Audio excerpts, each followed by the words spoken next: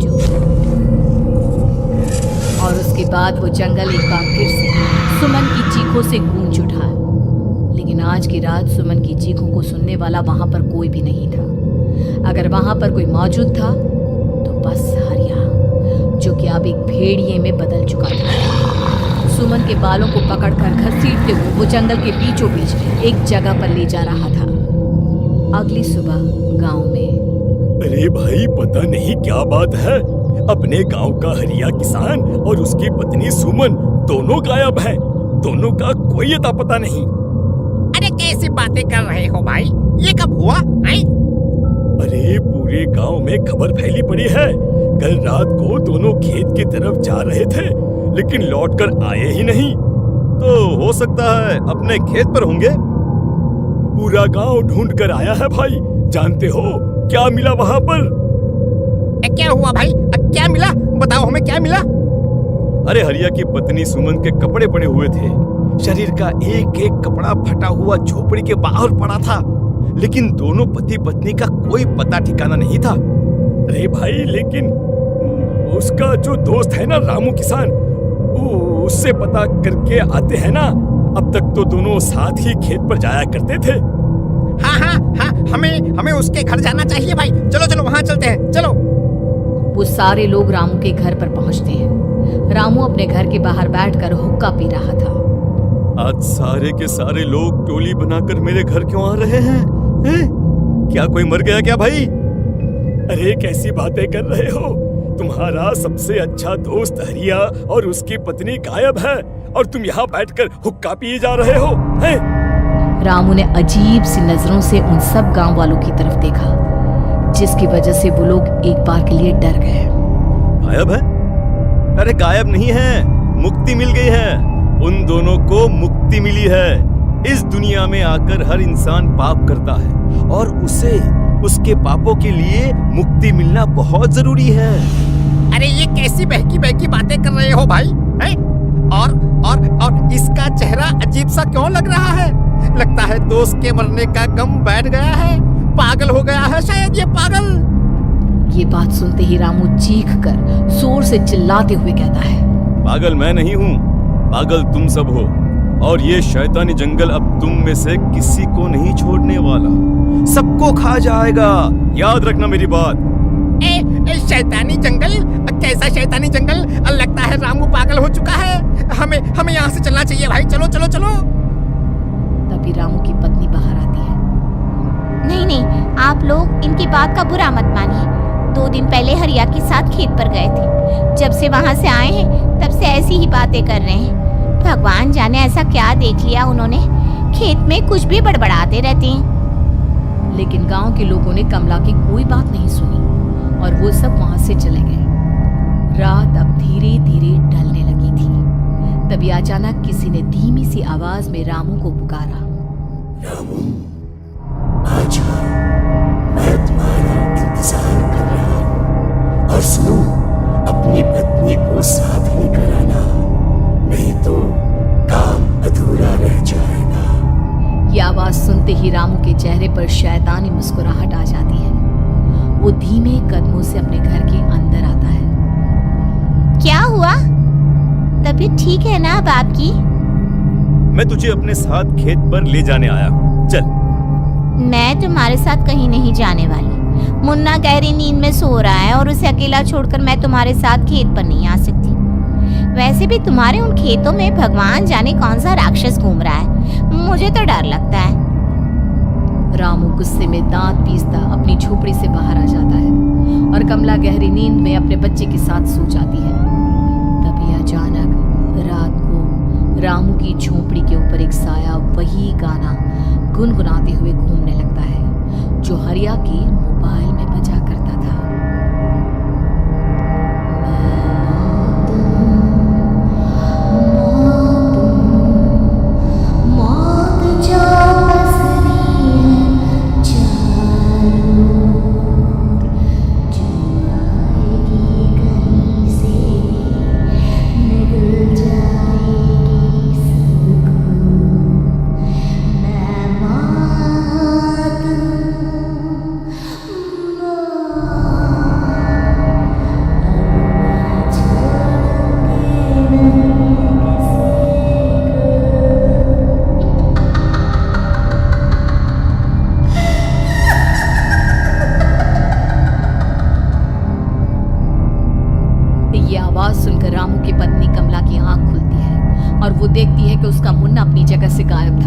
कमला चीखते हुए बाहर दौड़ कर आती है।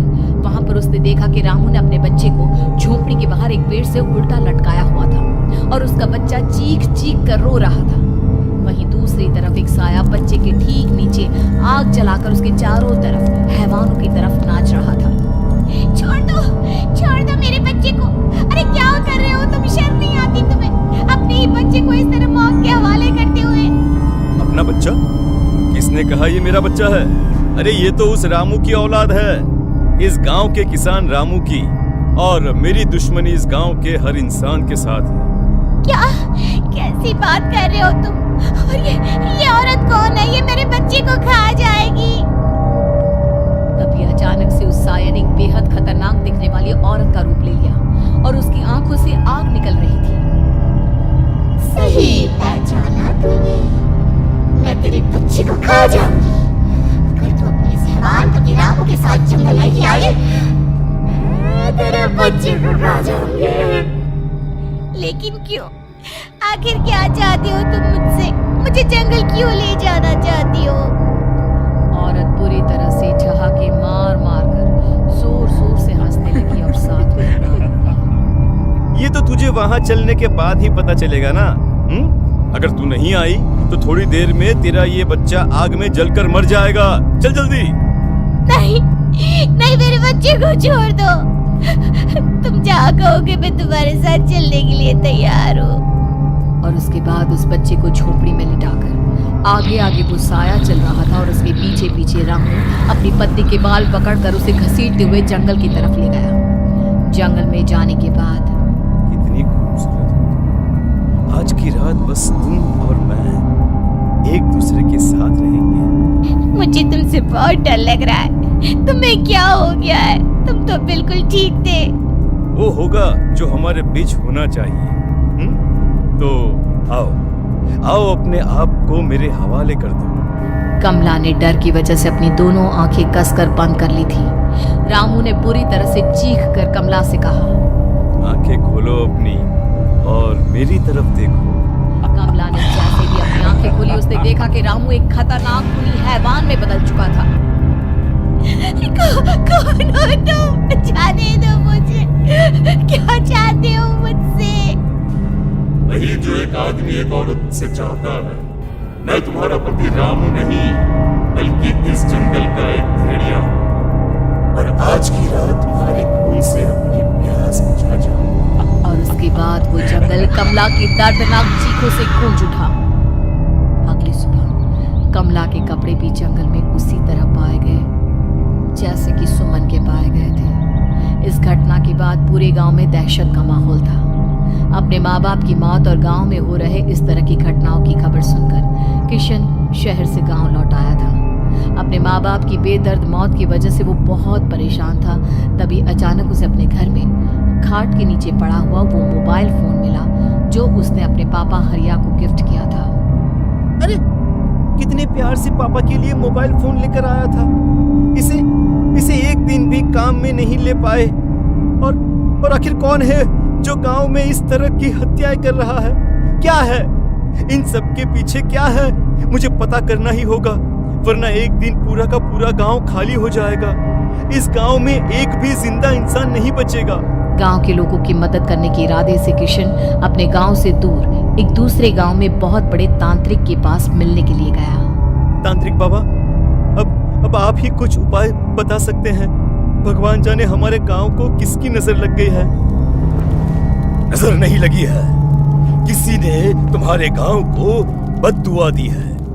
किसी सताई हुई आत्मा का प्रकोप है और अब वो पूरे गांव में किसी को नहीं छोड़ेगी जब तक उसकी आत्मा को शांति नहीं मिल जाती। अरे लेकिन ऐसा कौन है बाबा? किसकी आत्मा है और कैसे मिलेगी उसे शांति? मौत है मौत, कहीं से भी आएगी और सबको निगल जाएगी। इससे बचने का सिर्फ एक ही उपाय है, लेकिन उस उपाय को करना आसान नहीं होगा। जो भी उस उपाय को करने की कोशिश करेगा उसकी जान जा सकती है। भले ही मेरी जान चली जाए, लेकिन मैं अपने गांव के लोगों की जान बचाने की पूरी कोशिश करूंगा बाबा। तो ठीक है, फिर अगली अमावस की रात जैसा मैं कहता हूँ वैसा ही करना। अमावस की रात तांत्रिक के बताए अनुसार किशन अपने साथ केरोसिन लेकर जंगल की तरफ चल पड़ा। उसके हाथ में देवी के मंदिर का सिंदूर भी था। किशन जंगल के बीचों बीच पहुंचा। ये देखकर उसकी आंखें फटी की फटी रह गई। वहां एक उबलते पानी का तालाब था और कई लोगों की लाश लटक रही थी। किशन के माँ बाप की लाश भी वहीं थी। माँ, बापू, क्या हो गया? ये क्या हो गया? तभी वहां पर एक औरत और आदमी आते हैं। उन्हें देखकर किशन चौंक जाता है। गोपाल काका, आपकी तो 5 साल पहले मौत हो गई थी। और निर्मला काकी, आप? हाँ, मौत तो हो गई थी, लेकिन तुम ये नहीं जानते कि हमारी मौत कैसे हुई थी। क्या क्या कहना चाहते हैं आप? कुछ नहीं, बस ये जान लो कि अब इस गांव में कोई जिंदा नहीं बचेगा। लेकिन क्यों काकी? क्योंकि 5 साल पहले इन गांव वालों ने मुझे डायन बताकर पत्थर मार मार के मार डाला। मेरी कोई गलती नहीं थी। गांव का एक बच्चा क्या लापता हुआ, सारा इल्जाम मेरी पत्नी पे डाल दिया। और जब मैंने निर्मला की जान बचाने की कोशिश की तो मुझे भी मार डाला। आपके साथ ये बहुत गलत हुआ काकी, लेकिन आप जो कर रहे हैं वो भी सही नहीं है ना? तुम यहाँ से चले जाओ वरना तुम भी नहीं बचोगे। हमारी आत्मा पिछले 5 साल से मुक्ति के लिए भटक रही है। चले जाओ यहाँ से। मौका देखकर किशन सिंदूर उन दोनों के ऊपर डाल देता है। उनका शरीर चलने लगता है और वो भयानक तरीके से चिल्लाने लगते हैं। अगले ही पल किशन उनके ऊपर केरोसिन डाल देता है और वो दोनों जल जाते हैं। किशन अपने माँ बाप और दूसरी लाशों का अंतिम संस्कार करवाता है और अपने घर लौट आता है। लेकिन वो अभी भी इस बात से अनजान है